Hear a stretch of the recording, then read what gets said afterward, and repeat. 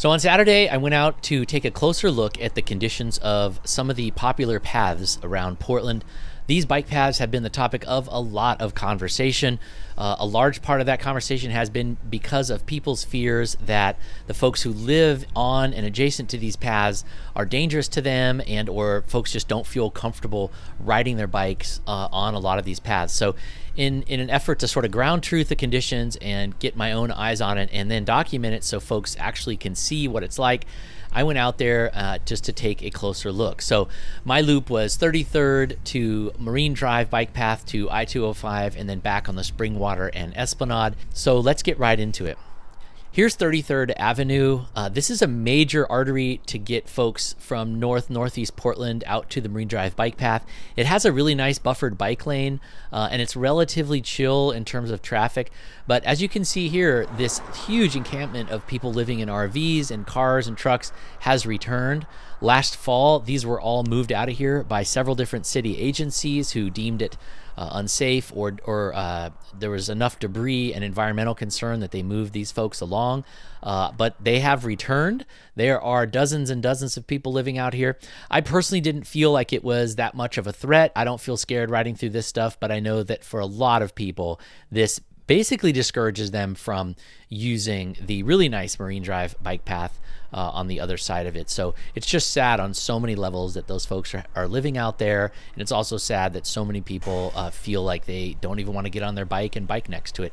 It also creates, as you can see, some pretty basic road safety hazards where bikers that are going through here feel like they can't get close to the RVs, so they'll move closer into the road. And then, of course, drivers are coming at them at 30, 35 miles an hour. So that creates not a great situation. And then, of course, there are also people who have been hit and killed out here. So not a good situation at all on any level. And I really hope we can figure out something to do on 33rd.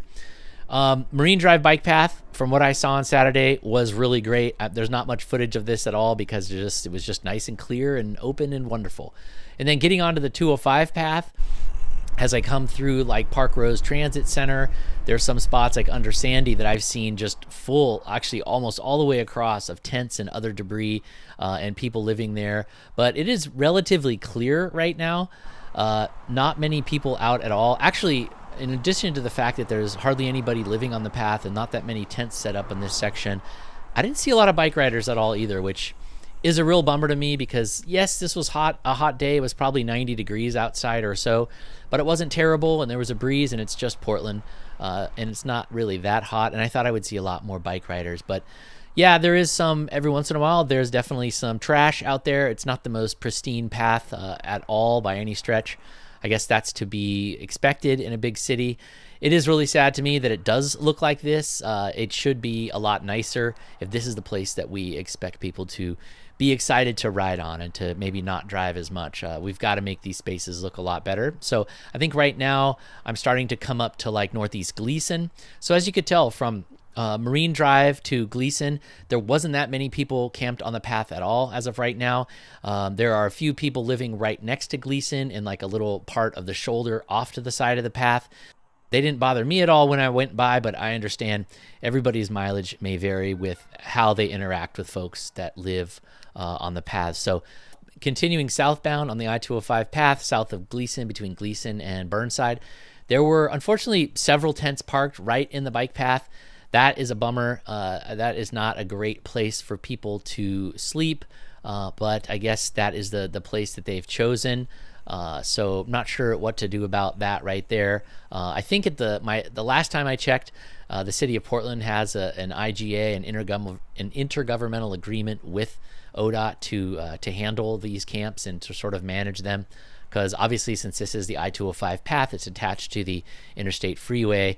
The path itself is ODOT's management responsibility, but I think ODOT has signed over the camp-specific, homeless-specific stuff over to the city of Portland. So coming up to Burnside, besides those tents that are right near the start of this section, it is relatively clear. Again, obviously there's graffiti and trash and the vegetation could be more well kept, but other than that, it's not that bad at all. Now, as we go southbound between like Burnside and the Stark Washington couplet, This is a really important spot that I hope all the agencies working on this can keep clean and clear. As you can tell, with walls on both sides, this is pretty disconcerting if you're coming through here and you're feeling uncomfortable and there are people here just living or doing whatever they're doing. People on bikes, if you're running, if you're pushing a stroller, because of how constrained this space is, I think reasonable people can feel afraid here if there are other folks on the path that aren't just moving through the path, that are staying there for a long time, either sleeping or otherwise. And I've certainly seen some things happening on this path in the past that give me pause for sure. But as you can see here, as of right now, July 24th, 2023, it is all clear. So there you go.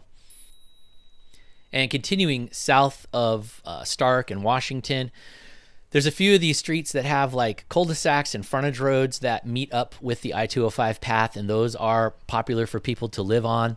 But overall, this section wasn't, there weren't too many people living on this section. It was pretty free and clear. I've certainly seen this in a lot different shape where there are a lot more people living out here. As you can see, there's some folks that are tucked sort of up off the trail. So overall, there's not a lot of people living on the path here.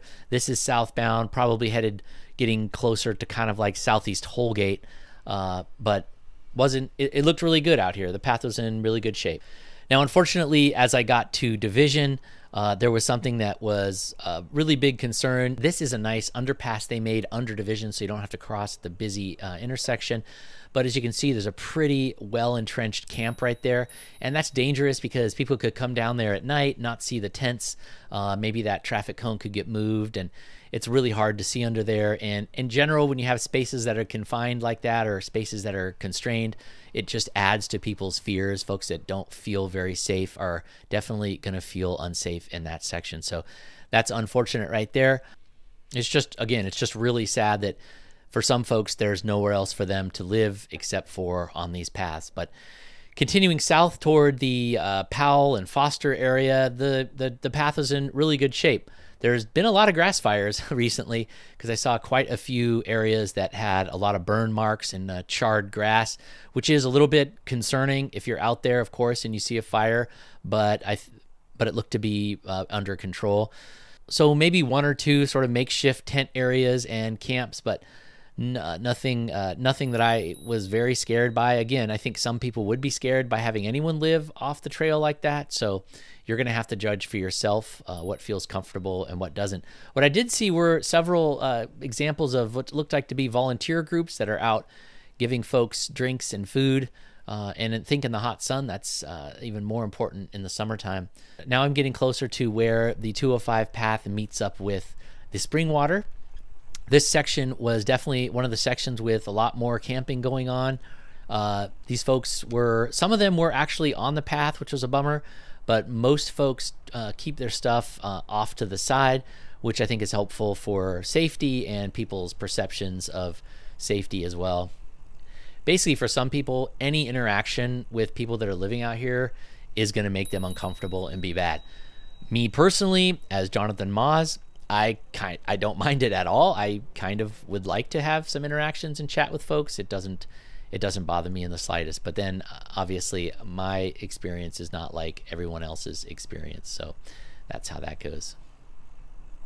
Now we're coming south into like the Lentz neighborhood, getting into Foster, I believe, and the path looks really good.